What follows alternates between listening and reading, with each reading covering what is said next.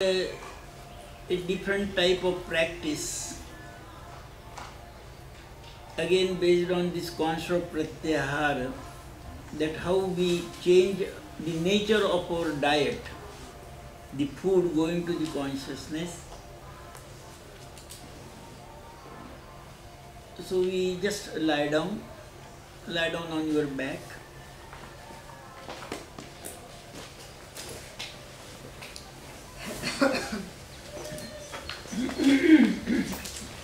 But don't go to sleep. After lunch. Because we were sitting for almost 2 hours, more than 2 hours, so just lie down. Try to feel comfortable. As our friend was saying, sakun, feel sakun.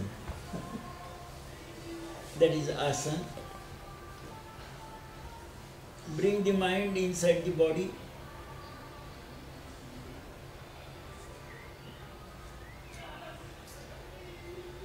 And start experiencing the breathing movements. Just try to remain connected with all the 4 sides of the trunk, the front side, the right side, left side, back side.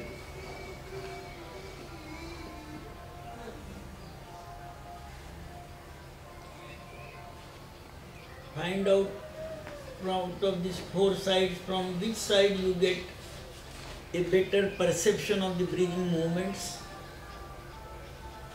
Is it the front side of the body, or right side, or left side, or back side? So I will not tell you usually what people experience. I want you to find out. I am only giving you the instruction that try to get knowledge about the breathing movements from all the 4 sides of the trunk and make a comparison of this degree of movement or extent of movements from all the sides.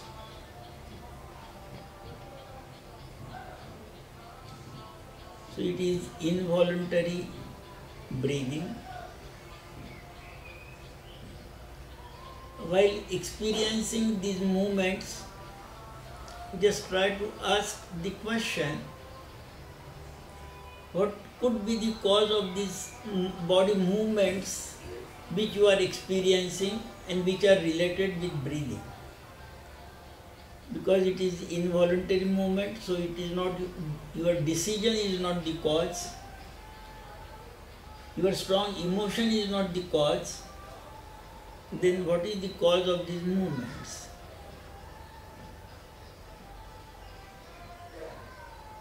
If any memories, thoughts are trying to come to your mind, let them come and go freely. Don't block the flow of your memories, emotions and thoughts. And then take a decision to turn on your right side and just turn on your right side. So it is a non-breathing movement. It involves the movement of the arms and legs, also the trunk, and then you realize that your decision has been properly executed and you can relax.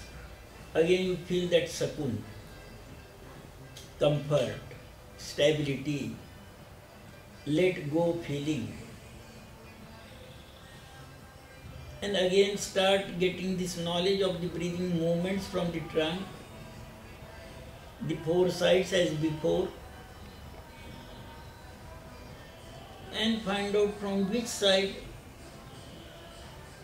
you are, and compare this nature of the experiential knowledge about breathing movements from these 4 sides, front side, right side of the trunk, left side, back side.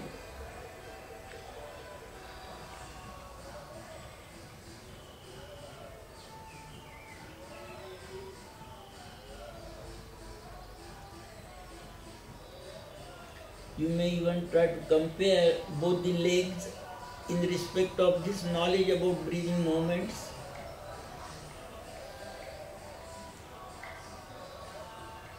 Some of us will get some knowledge about breathing movement from the legs. Others may not get any knowledge from the legs about breathing.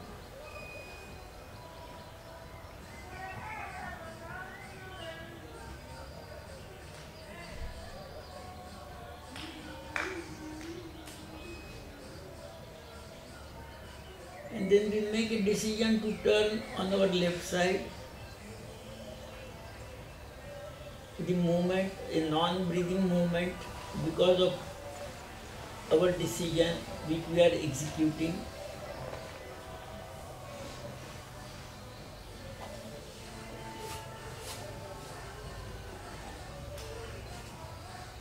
And then when the body stabilizes, we go back to getting this knowledge about breathing movements from the trunk.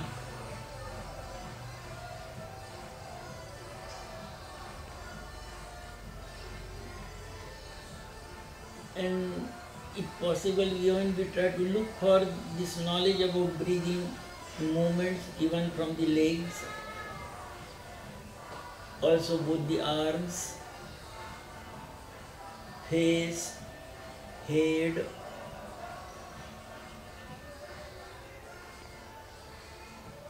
and again have comparison of this degree of knowledge about breathing movements you are getting from all the four sides as before.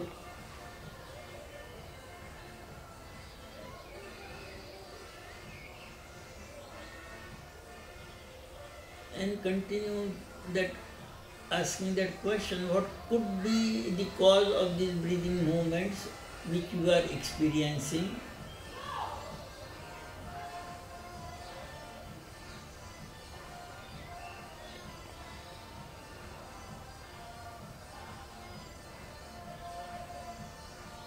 And then make a decision to turn on your stomach, non-voluntary breathing movement because of your decision. When the body stabilizes, we go back to the breathing movements. Again we try to access all the four sides of the trunk.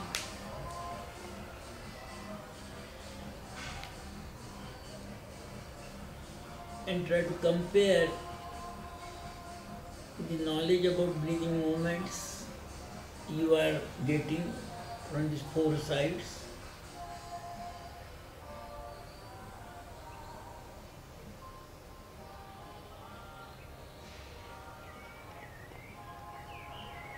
Okay, so and then what could be the cause of these movements? What is making these movements to take place? So we will have some feedback. You can make a decision to get up, sit down. So there was a short phase of relaxation. But in that relaxed position, we tried to get the knowledge about the breathing movements from different sides of the trunk.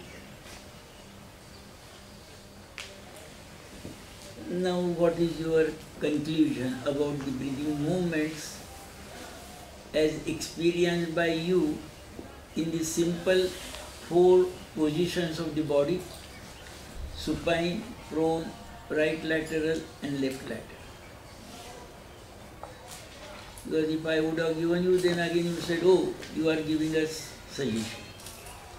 So purposely I have not told you what is the nature of the experience by many people, what we say, randomly selected population. So what is your experience about breathing movements in these four positions?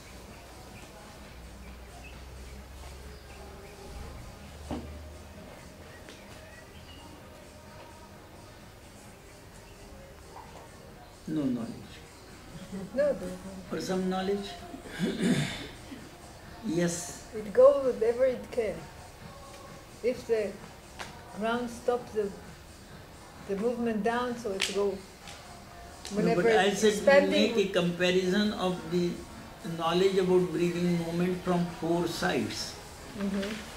The front side, right side, left side and back side. Is it the same? No. No. If it is different, what is the nature of this difference? And the back is bigger for me. When I was lying on this side, so I saw the arm of Merav moving. But why you look to her? I You are don't know. supposed to work with your own breathing. The eyes were open and it just. You could have kept the eyes closed. Then I closed my So eyes this and is I. our strong tendency to get ahara from outside. We are always in Bahiranga Yoga. We do not allow our mind to get internalized. But then I closed my eyes and I felt my arms. But just after I saw Merav arm moving, so I felt my arm moving as well. But all the time I was giving you instructions to work with the trunk, with the four sides of the trunk. You see? So you didn't listen to my instructions. I guess so. Anybody else's feedback? Could anyone else experience anything? Yes, please. No, while on the back, Yes. it's a little bit, take a lot of energy to control yourself. I didn't ask you to control. I just said let breathing movements. So just come, get the knowledge and compare. That's what I'm saying. I was trying to listen to what you said, but it took me a lot of time to come in this position, to come to this situation. Okay. Then, when we turn on the right side, it was easier because it's the second position. And again, on the left side, Okay. the first pose was the harder to get in. For me, it Yes. was like every different movement was an onset for me for the body to reorganize itself and start as if it starts breathing again. So it really clicked in my consciousness that now something is starting again. It's like a restart. And about the breath, I thought it's universal, it's not mine. It's like coming and going without my effort, effortless. No, that's what I felt. I just said That's what I that felt. you are trying to experience the gross physical movements at the level of the trunk. During these four body positions, supine, right lateral, Yeah. left lateral, I didn't refer to breath. I referred to the movement of the body, Yeah, breathing movements. breathing movements. I didn't refer to the flow of breath. Okay, okay. And I was very specific. Try to compare this experiencing of the breathing movement on the front side, right side, left side and back side. And try to compare the nature of these movements as experienced by you in these four positions. Are the movements the same or they are different in different positions? They are different. And then if they are different, then what is your conclusion? What was more comfortable, you asked? Conclusion Yeah, but conclusion of what about was the more... breathing movements exhibited by the body.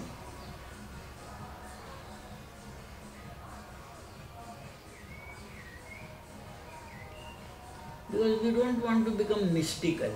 We can mystify. If you change your behavior, if you change your position, then you have a different experience. Yeah, but then can we bring it into a more communicable language? And if you want to communicate, what you would like to communicate? Because if it happens to be a universal phenomena, then we could integrate it in our education system. Because we are all every day spent going to sleep. For going to sleep, we assume these positions. Immediately we don't go to sleep. We remain awake for some time. So we can spend that time to allow our brain to get stimulated by our own breathing movements. Whether it is going to produce some effect or not, that is a different part. That will be again another study to be taken. That a group of children or patients allowed to think about their business, next day business, or listen to the television or to the music and go to sleep. And another group of people not thinking of their business, not seeing the television, listening the music, but listening to their own breathing. How in over a period of say 7 days or 1 month, these two groups will shows any difference? There may be, there may not be. But somewhere we have to make a beginning in an intelligent way. So whether your brain is getting stimulated or not, because when we happen to see a television, so many images keep on coming to you through your eyes. Ahar, music, you may concentrate on it or not, but some sounds are coming. Ahar. On this background of our normal ahar, we are trying to change our ahar. We are trying to get this knowledge about our own breathing movements. Immediately we may not learn to get this ahar. We will have to do some effort. Learn. When we are learning, it may take some days. It may not come right in the first session. We may not feel the importance of it. Because if we say, if it is that important, my parents should have taught me right in the beginning. My parents felt the importance of images, therefore they purchased TV for me. They purchased the tape recorder for me. They never educated me to experience breathing movement because they are not important. My education authorities are not teaching me about breathing because they are not important. So we start with this negativity, with this argument. But in yoga they said, the moment you assume asana, start working with breathing. What will be the effect? They remained silent. They said it will help you to go into samadhi.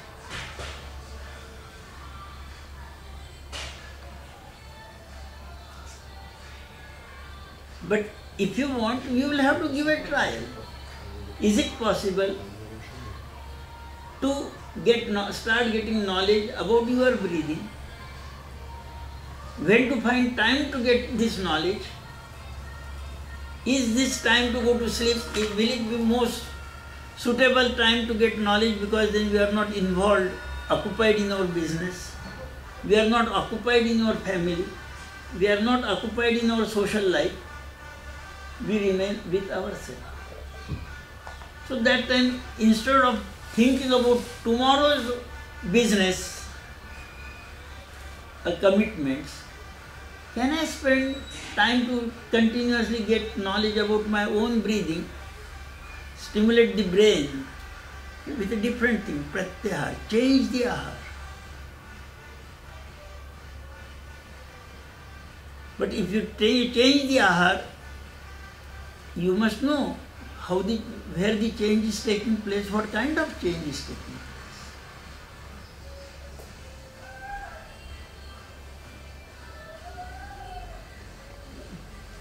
place. So as we are all grown-up people, therefore you have to participate in the education. And this is a different education, for sure. Yoga education is a different kind of education Then our usual education programs run from kindergarten to university.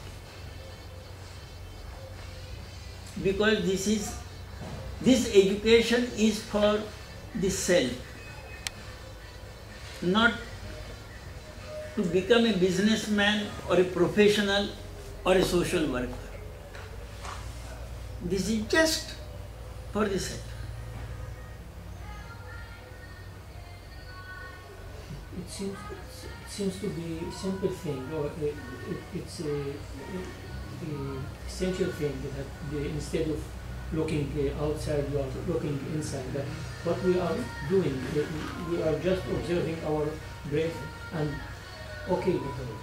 Yes, I would have guided, but then I was objected. Oh, you are giving us knowledge. No, what to experience. I don't want. I want you to explore your own world. Just like the child, he explores his surroundings.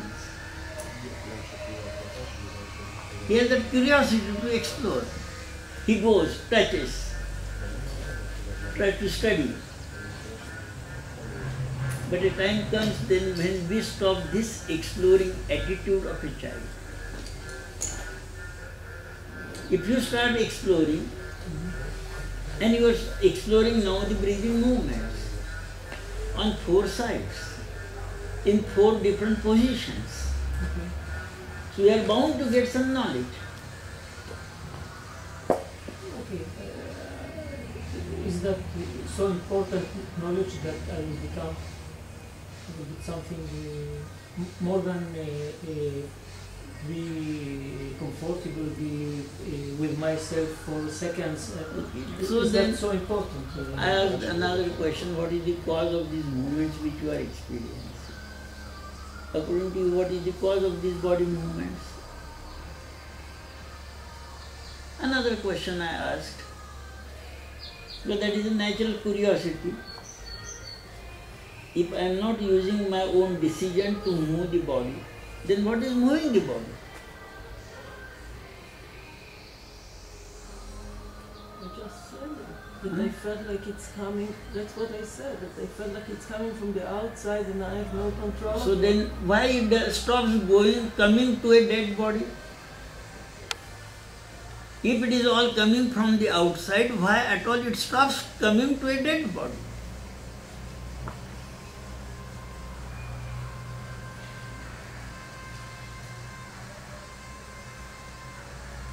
Again we become answerless. So therefore we have to look for something else. Because even the dead body is the same nature. If that is going to a living body, it should also go to the dead body. So we're talking again about the consciousness. So we are going to experience the cause of these body movements related with breathing. Again, lie down on your stomach. But now with this question in mind, we want to experience or become aware of the cause of these breathing movements exhibited by the body. At present, some of us feel that the cause is outside. But we want to experience that cause. If it is outside, we want to experience the external cause. If it is inside, we want to experience the internal cause. Put your hand on the back side in the lumbar area.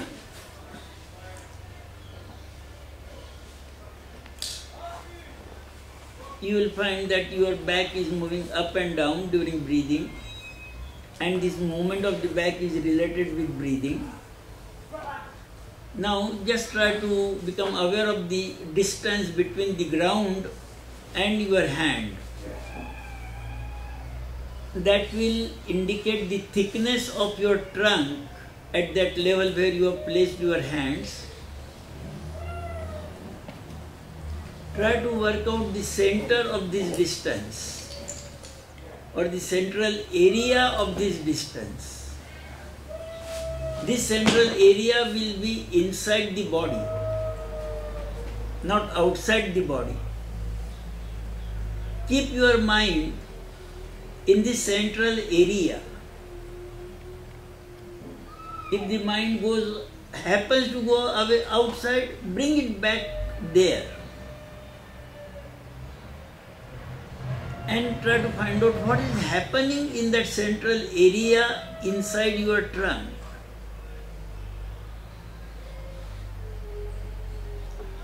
Can you start becoming aware of some energy working from this central area and working on the body and moving the body? You can call it energy, you can call it force. In medical science, we just call it a pressure change. What? Pressure change. Positive and negative pressure change. And this pressure change takes place because of the movement of the diaphragm. But for us, it appears to be a kind of energy or a force. And then we learn to work with the force. Then we slide our hands over our buttocks, which indicates the pelvic region of the body, Swadhisthana area in yogic language. Again you will experience that the buttocks are also moving up and down. This movement is related with breathing. You work out the thickness of your trunk at that level, pelvic level. Then work out the central area of this thickness. Keep your mind in that area. Now we have changed this central area. From the stomach level, we have moved to the pelvic level.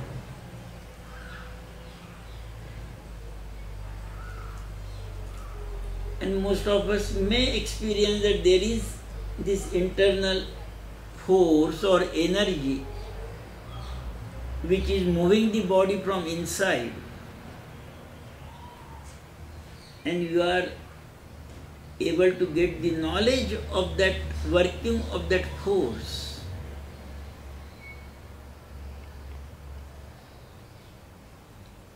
If possible, when the body is expanding because of that force, help this body to expand more. Means you are helping the force to become strong. And if the force becomes strong, the movement of the body will continue.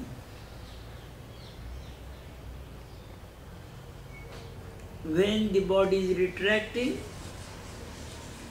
just help the body to retract more. And you will realize that you are not working with the body, you are learning to work with the force. In yogic language, we often talk about the prana shakti. Shakti is energy, a force. And we are getting the direct knowledge, the first-hand knowledge about this energy. And then you also know that in yoga there are these concepts of different energy centers. At least we are becoming aware of these two energy centers. Then we keep our mind in the area of the chest, at the level of the scapula or shoulders.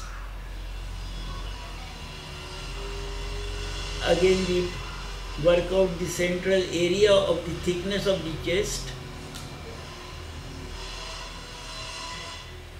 and you will be able to again experience that there is this internal force which is moving the area of the chest. And we then slowly start becoming aware of these different energy centers, from where the energy is working on the body and moving the body.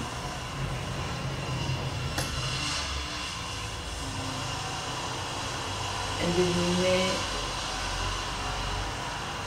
if you remain connected with the whole body, you may start experiencing that the whole body is exhibiting expansion, retraction, even the legs, the thighs, the legs, both the arms.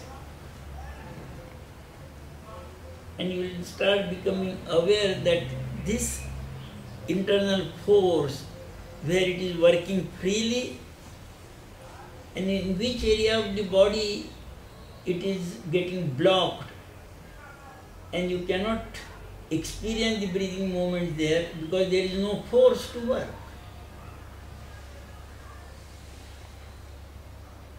And then you will be able to understand the concept of Nadi Shuddhi Pranayama, what is meant by opening blocked channels and allow the energy to flow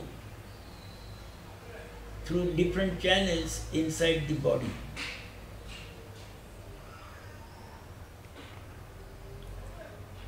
So we slowly get up, sit down.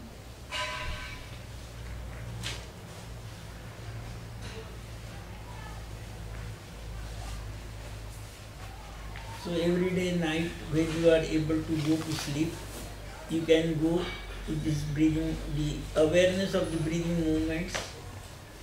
If you start getting this knowledge, that means your brain is getting stimulated by your own breathing. So we are changing the nature of the food, pratyahara. Instead of getting knowledge from the outside world, you start getting knowledge about yourself as physical body, as breathing body.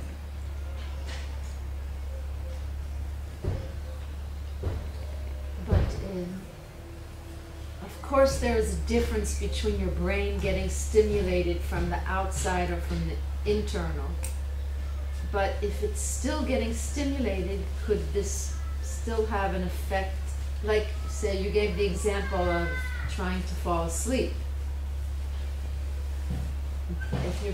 But if your breath so you bring your attention to your breath, Yes. which is good advice, but then you say, but your brain is getting stimulated. Yes, it is a stimulation. But it's this positive stimulation that allows your body to relax and get into sleep.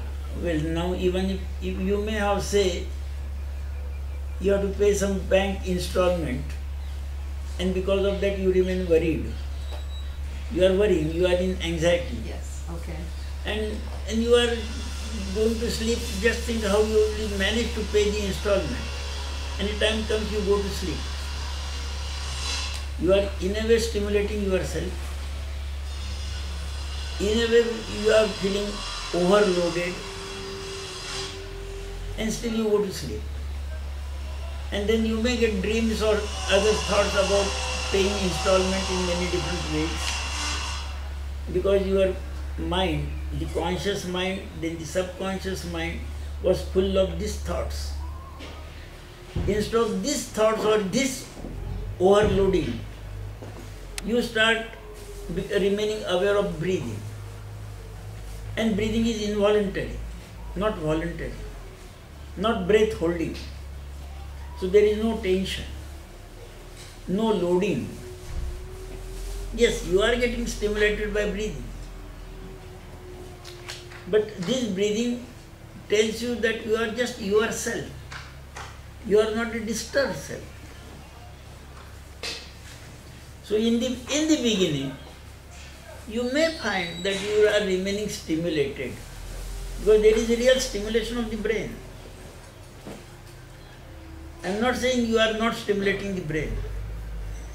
The moment you start getting the knowledge, that itself shows brain is getting stimulated. But then which areas of the brain? You are not seeing with the eyes, so it is not visual cortex. You are not hearing, it is not the auditory cortex. You are not smelling, it is not the olfactory cortex. You are not thinking, it is not the frontal cortex.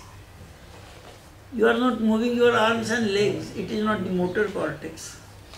Then which areas? So no work has been done on these lines, that when you are just becoming aware of the brain, which areas of the brain will start getting stimulated. Because it is not cramps, it is not bladder tension, so we are not going into the visceral organs. Really, I am interested as a research worker. Yes.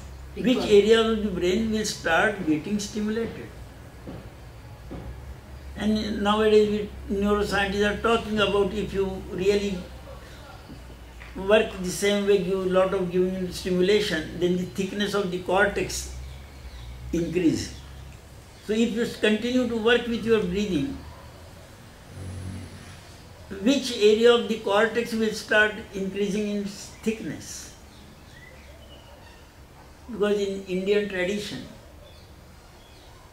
in a certain community which we call the Brahmin community, so the moment the son becomes, a boy becomes 9 years old, he is introduced to work with the breathing and is given the Gayatri mantra and the Om. And all this again requires working with breathing. So you have to take the thing, work with breathing, say Om, or repeat that Tatsa Vidurvarenyam. It is all breathing. It is an education at home. Outside the home, in the school, he is still playing games, climbing up the trees to pick up fruits. So there are two types of education going hand in hand. Outside the home, full of non-breathing movements. Inside the home, full of breathing movements. If you can think of even introducing our children to these breathing movements, will it help to develop in their brain development, and which areas of the brain? It is an open question. At present we are only arguing, because we are not yet ready to accept that breathing plays some important role in our life. Just on pure breathing, I cannot do any business. I cannot do any profession. So I argue, what is the use of working with breathing? Therefore, in yoga, there is the concept of vital body, pranic body. But it is important for our survival and existence. And then the quality of breathing will influence the quality of our survival and existence. And in that light, then you start understanding the concept of Nadi Shodhan Pranayam, Kumbhak Pranayam, Lom Vilom Pranayam.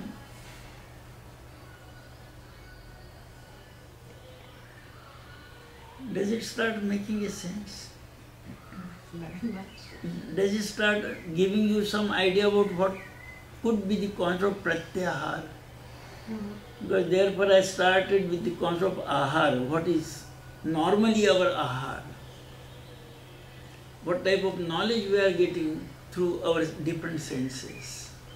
On that background, you will be able to understand this is a different ahar.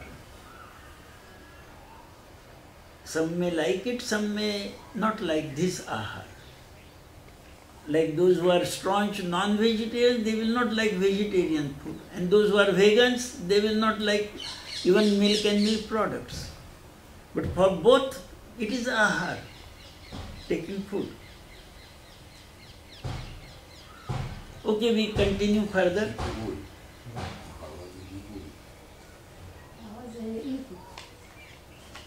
So, אתה מכניס. זה לא אינפוט, זה גירוי. זה גם פוד, גם האוכל שאתה מכניס. גם גירוי. What's the difference between input and stimulate? Is it stimulating? In stimulation you feel stimulated. Then there can be irritation. You feel irritated. And there can be just an input without any stimulation. Like you are just getting this knowledge of breathing. Are you feeling stimulated? No.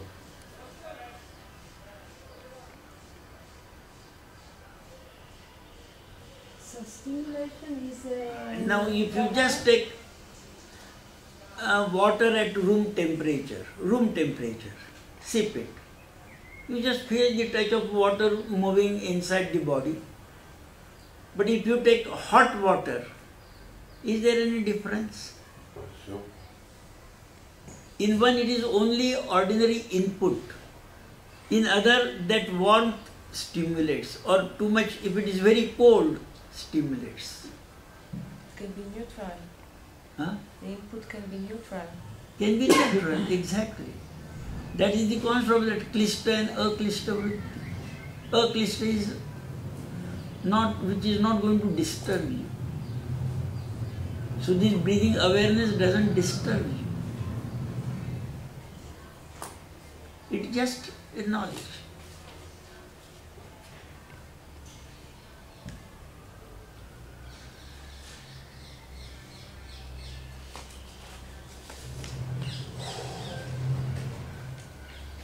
So in yoga then again there is this concept of different channels of pranic channels from where you get this knowledge about your breathing. So there are the peripheral channels, the anterior, right lateral, left lateral and posterior, and there is the concept of central channel. So now we are going to work with this central channel. Again in Hatha Yoga there are these concepts of different channels of prana and vayu. And there is this concept of central channel. So show them. So we are going to work with the central channel and we will be treating or looking to the central channel like in our express highway. And on the express highway we find there are different exit points to go outside. Either you can remain on the highway or you can go out for different destinations. Exit number 1, exit number 2, like that.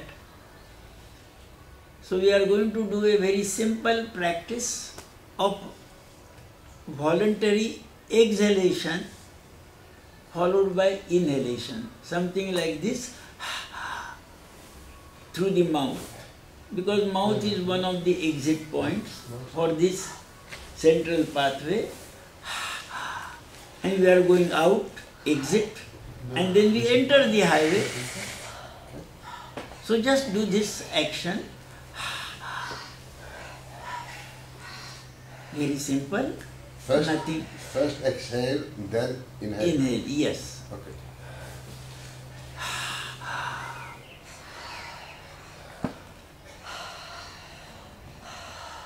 And try to find out which area of the body you are using for exhalation, because it is a voluntary action.